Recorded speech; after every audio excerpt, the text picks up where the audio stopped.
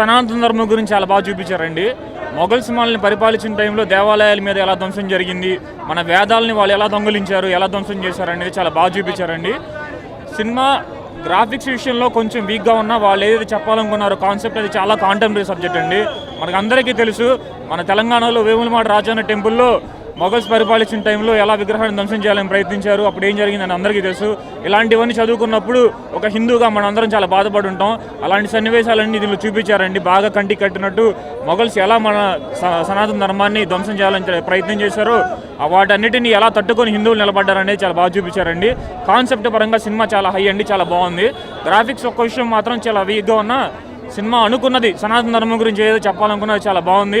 పవన్ కళ్యాణ్ గారి గురించి చెప్పాల్సిన పని లేదు. ఆయనకి ఈ సినిమా కాకపోయినా రేపు ఓజీ తోటి రఫ్ ఆడిస్తారు ఆయన. అది ఎలాగో జరిగేది. అది సనాతన ధర్మం గురించి మాత్రం చాలా బాగా చూపించారండి. చాలా బాగుంది సినిమా, చాలా బాగుంది. ఫస్ట్గా ముందుగా చెప్పాలి, ఆమె హిందూగా ఓం నమ శివాయ హరిహర మహాదేవ్. చాలా బాగుంది సినిమా, ఎక్సలెంట్. అసలు అక్కడ మళ్ళు ఇక్కడ మళ్ళు హరిహర వీరమల్లు మామూలుగా లేదు సినిమా, ఎక్సలెంట్. అసలు చాలా అంటే చాలా బాగుంది. బాబులకే బాబు మా పవన్ కళ్యాణ్ బాబు.